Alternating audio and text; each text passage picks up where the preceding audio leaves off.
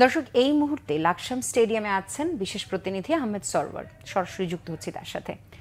সরওয়ার, নিশ্চয়ই শুনতে পাচ্ছেন, লাকসামে যে জনসভা তার আনুষ্ঠানিকতা কি শুরু হয়ে গেছে কিনা এবং জনসমাগম কেমন দেখছেন, নেতাকর্মীদের উপস্থিতি, সব বিষয়ে আমাদের জানাবেন। এখনো বিএনপির শুরু হয়নি।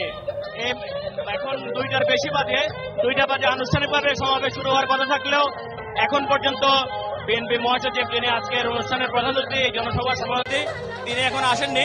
আমরা যতটুকু জানতে পেরেছি মহাসচিব লাকসামে এসেছেন, তিনি কিছুক্ষণ বিশ্রাম নিয়ে তারপর এখানে আসবেন। এই সমাবেশকে কেন্দ্র করে এরই মধ্যে লাকসাম এবং এর আশপাশের এলাকা থেকে প্রচুর বিএনপির নেতাকর্মী সমাবেশস্থলে উপস্থিত হয়েছে। তবে আজকে একটু প্রচন্ড গরম পড়ছে। এই গরমের কারণে কেউ মাঠ ছেড়ে আশেপাশে ছায়ার মধ্যে অবস্থান নিচ্ছে। তারপরে যথেষ্ট ভিড় দেখতে পাচ্ছি আমরা এই মাঠে। এর মধ্যে জাসাস, জাতীয়তাবাদী সামাজিক সাংস্কৃতিক সংস্থার শিল্পীরা এই নেতা কর্মীদের জন্য সঙ্গীত পরিবেশন করছে। প্রায় 1টা থেকে এই সঙ্গীত পরিবেশন শুরু হয়েছে। অন্তত শেষ না হওয়া মিছিল শুরু হওয়ার আগ পর্যন্ত এই সঙ্গীত অনুষ্ঠান চলবে। তারা আসলে এখানে এই সঙ্গীত পরিবেশনের মধ্য দিয়ে এই সমাবেশে আসা নেতা কর্মীদের উজ্জীবিত করার চেষ্টা করছে।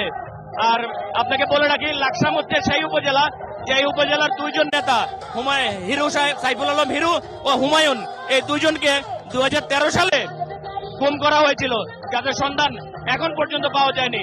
আর আমাদেরকে এখানকার স্থানীয় নেতা কর্মীরা জানিয়েছেন, প্রায় 2 দশক পরে এই মাঠে বিএনপি আনুষ্ঠানিকভাবে একটি বড় সমাবেশ করতে পারছে। এর আগে তারা যখনই সমাবেশ করতে গেছে তখনই বাধার সম্মুখীন হয়েছে, সেটা প্রশাসনিকভাবে এবং রাজনৈতিকভাবে।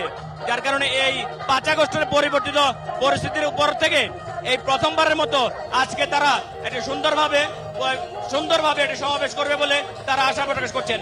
আমরা আশা করছি কিছুক্ষণের মধ্যে বিএনপি মহাসচিব সমাবেশ সবার।